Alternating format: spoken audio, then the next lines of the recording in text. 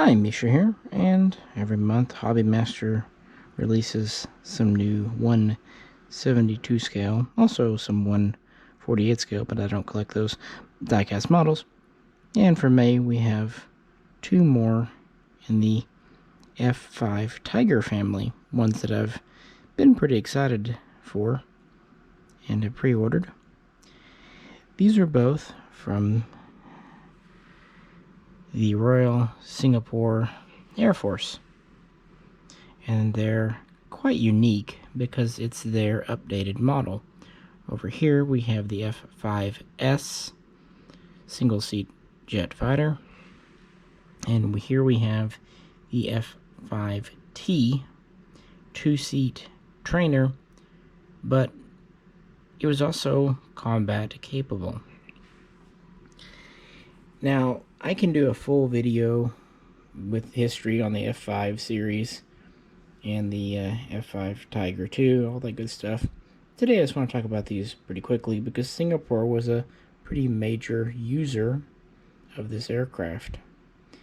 And it's a really interesting design. It went back to the 1950s when Northrop wanted to design something small and just kind of mass producible, citing that jet fighters were getting bigger, more expensive, more complicated, and it wanted to reverse the trend. And while it did not have great success in America, it was well received overseas.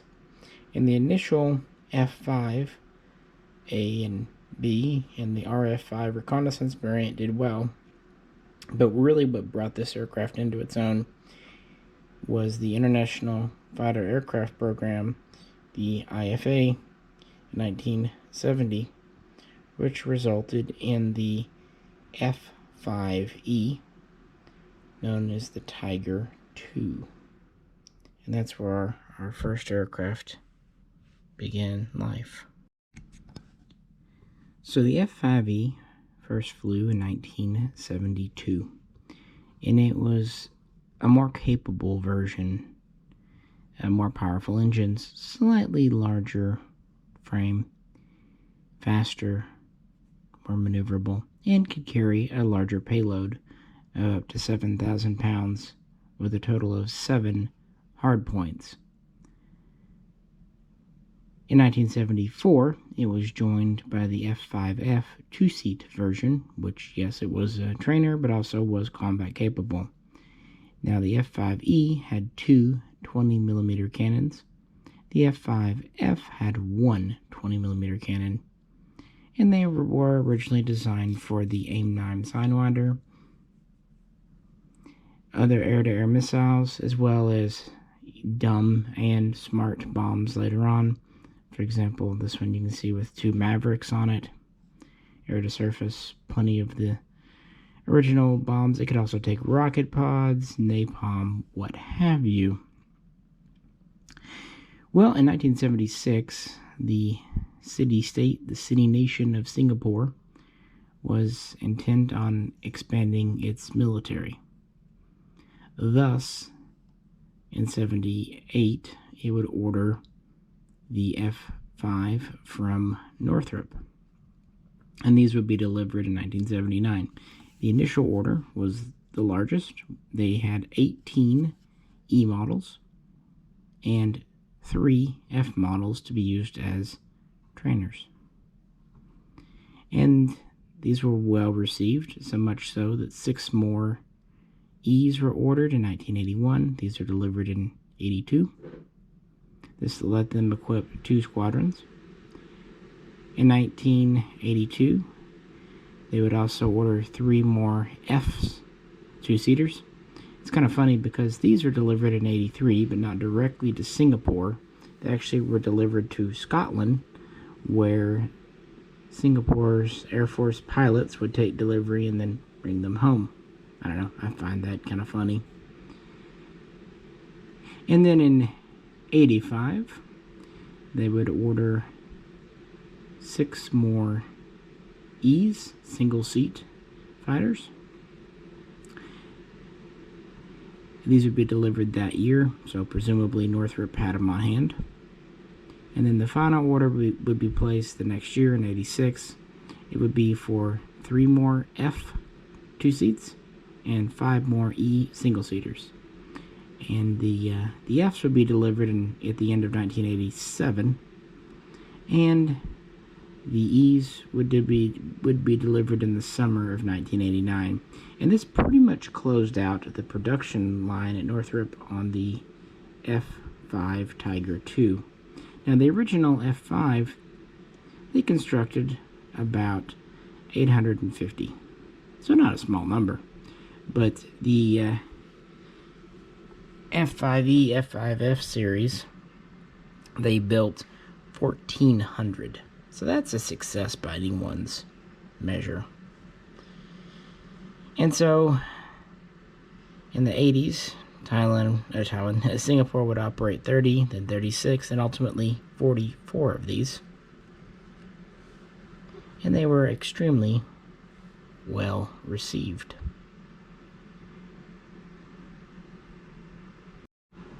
Let's put the 2-seater on the spinny thing. So after the orders were complete in 89, the next thing, Singapore Aircraft Industries worked with Northrop to obtain tooling, jigs, blueprints, and what have you to make a little program to convert 8 F-5Es into RF-5 reconnaissance variants. And they would do this in 1991, giving them some experience working on the aircraft. And that's where this version here comes from. The F-5T and the F-5S over here. After that experience, they wanted to upgrade their existing aircraft. Now at this time, they had 42 or 43 in service. They only lost a couple to accidents. That's it, so a very good safety rating. Well, luckily, Jordan was also upgrading its military at the time, and so it put 7 surplus F-5Es on the market, and Singapore happily bought them up around 1994, thus letting them bring their fleet up to 49. So they started working on the program, getting everything ready to go. In between 1996 and 2001, the F-5Es and the F-5Fs started to be upgraded in kind of stages. At this time, Singapore was operating 3 squadrons of these aircraft. And things went well enough that in 1998 they decided to go ahead and upgrade the 8 RF-5Es as well, becoming RF-5Ss. So what did they do? What was really the update? Well, it was kind of your typical modernization, frankly. A big change was it went to a new beyond visual range radar system with look down and shoot down capability. Very nice. They also went to a new cockpit with modern multifunction displays, heads-up display, and various other automation systems to just make life easier for the pilot. They also improved the countermeasures, the defensive systems of the aircraft, and they gave it compatibility with a few new weapons systems. Interestingly, there's a bit of an argument. Many sources say that it could fire the AIM-120, the AMRAAM, and that's not to say it could not, but others point out that it actually never was shown with them, so maybe it was something that wasn't implemented. So generally, yeah, it's just an updated aircraft.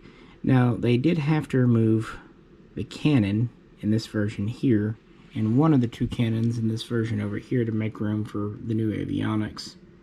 But that's okay. And besides that, they just did kind of your general midlife updates and upgrades. Thus, in the 21st century, Singapore had themselves a nice little aircraft. It's a small size. It's only about 48 feet long. It has a wingspan of under 27 feet. Made it very effective in dogfights and war games. And these aircraft are capable of achieving over Mach 1.6 and cruising at just around Mach 1, just a hair under.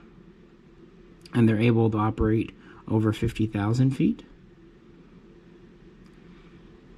And like I said, they have 7 hard points, able to carry up to 7,000 pounds. Yeah, you have the AIM-9s on the wingtips. You can carry various ordnance on the 4 underwing hard points, plus there's a centerline hard point. Now, you can carry up to 3 external fuel tanks, so 3 of the hard points are wet plumbed for all that good stuff too. And as you see, of course, it has 2 engines, always good for redundancy. And yes, it can successfully operate even at pretty good altitudes with 1 engine non-functional. And that's where we pretty much get into the 21st century.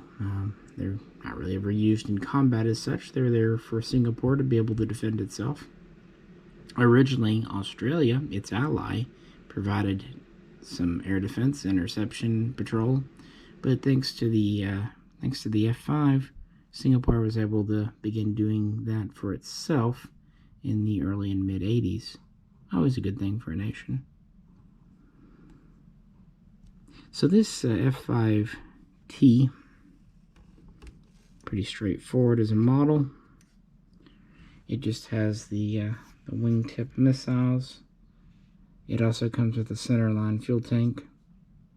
It has the tricks on the wings. It has systems back here you can see, as well as the blade antenna here. Like most Hobby Masters, gear up and down. It's predominantly metal, even if it's a relatively small plane and relatively thin and light. Still, it is very metal. But yeah, this was primarily used for a trainer. If you notice, they only had 9 of these T's. Well, F's and then T's. So the majority of the fleet was the single-seater. And here it is again. It does come with the ordnance and tanks here. A little more kitted up. I do like how these plug in. Sometimes with these aircraft we have very thin wings. The slots are very shallow, but they didn't do that here. Even though the studs are very small, they insert very well. Very nice fitment. I didn't have to glue them or even use a little tack. They went right in. So good job, Hobby Master. And this has the canopy style where you get 2 of them, either an open or a closed canopy. Some of the Hobby Masters are hinged if they can, but smaller planes like this, you tend to get the either or style. That's just what ends up being more practical.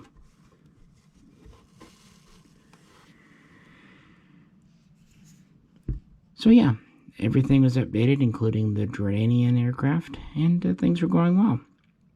Still flying 3 squadrons, but 1 would retire their F-5s beginning in 2010, replacing them with F-15s, meaning that by 2011, 2 squadrons are flying. And then the last squadron flying the F-5S would retire theirs in 2015. In more recent times, Singapore has begun to acquire the F-35A, the Lightning II, again from America, of course. And that will be their newer aircraft. Now, while the F-5S is retired, it does seem like at least a few of the T's over here are in some capacity are still being used, either as trainers or what have you. At least a few of them are still on the books. I don't know how active that is, but yeah, the T is still going. Not bad considering these all date from the very late 70s and early to mid 80s. good little aircraft. They've proven to be very durable and easy to keep running. Good to give airframe updates to. And again, with the newer systems, namely the new radar system, a few new early warning things, and potentially using AIM 120s, still a very effective missile, even decades after its initial introduction. For Singapore, it was well worth the cost. And again, that was the whole idea. Northrop wanted to make an aircraft that did not cost the moon to purchase in large numbers. So even though the U.S. wasn't a taker, many other nations were. This year, Hobbymaster has put out quite a few F-5s. In fact, there's 3 just from Singapore alone. And at the beginning of the year, they released an E and an F, all dolled up to look like MiG-28s. Yes, MiG-28s from the 1980s Top Gun film. And I nearly bought those. But as neat as that would be, that's a fictional aircraft. I would rather wait, and I'm glad I did, for an actual combat aircraft. Real world. So yeah, so I'm happy these finally didn't make it out. It's just yeah, it's very simple, very understated craft. But you know, a lot of nations, even like Switzerland, found it useful.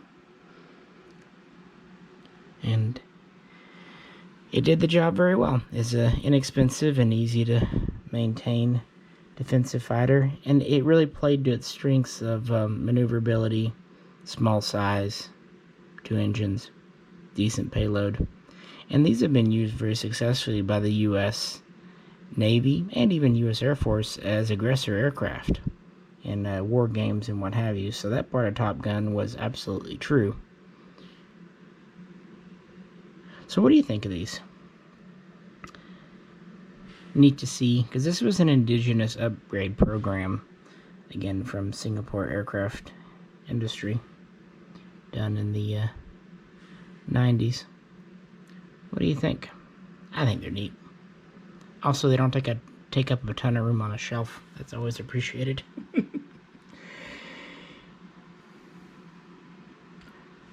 Alrighty, folks. I appreciate you tuning in. Please feel free to comment, and as always, if you could, please like, share, and subscribe. And again, if you'd like to see it, I'll try to do a longer video in the future, going all the way through the T-38 routes and all that good stuff. But for now, I just wanted to do a relatively short one looking at these 2 new Hobby Masters.